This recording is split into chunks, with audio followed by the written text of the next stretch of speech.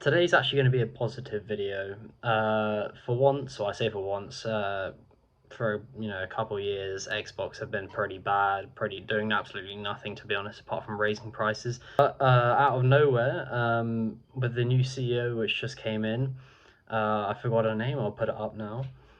She actually did a good thing. So yeah, they actually lowered the price for Xbox Game Pass Ultimate. This is actually a good thing for me because I used to pay 20. I mean, originally it used to be £10, and then they slowly increased it, and then eventually got to £23 a month, which I was still paying because I kind of needed it to actually play on the Xbox. But now they've actually lowered it to £16 a month, or in American money, it goes from $30 to $22 or $23. As well as this, the PC version of Game Pass also dropped a couple dollars as well. That's already a positive, to be honest, because it's a step in the right direction.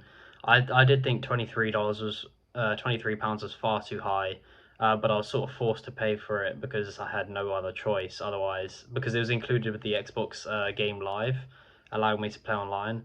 As well as this, all my games were from Game Pass, so I didn't want to pay like £60 to £80 for a game, and then not play it again. This is actually a low-key a W because they actually listened. Xbox stated that Xbox Game Pass got too expensive for many players, and that the price cut was as a response of feedback. They lowered the price post-inflation after a year where basically every other service like PlayStation was increasing prices. Recently, PlayStation increased the price of their PS5, I think, from $500 to $650, just as a result of the increase of price of RAM and other stuff, which is used for AI, etc. Now, many people would think, well, they're lowering the price, so what are they taking away? They're actually not taking away really anything. They're keeping all the stuff that you originally got when you paid for it, except they're not giving Call of Duty, the new Call of Duty titles on day one, which, to be honest, like they'll release it a couple months after, and also who actually is playing the new Call of Duty titles? Like everyone knows that the new ones just aren't that good anymore. They're kind of just the reskins of the same game.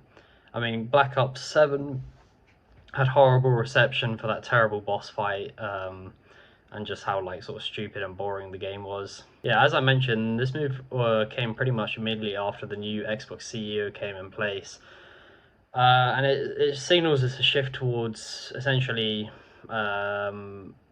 like benefiting the players more than going for profits and rewarding stakeholders, which I think's a good direction to step away from aggressive monetization, especially in the day of age where almost every company is doing it. So I think this is really the step in the right direction. Admittedly, it used to be £10 a month, which was great, and it's not anymore. But I do think it's much better than the £23 I used to pay and everyone used to pay, to £16. So I think that is a step in the right direction. I really hope for their new next gen consoles that they do maintain a lower price. To conclude, I don't think that Xbox is completely flawless, and I also don't think Game Pass is completely flawless. However, like by acknowledging that they went too far by raising the prices is almost something like completely unheard of in industries such as gaming industries. So to be honest, where credit's due, I think they do deserve that. Yeah, that's about it. See you later.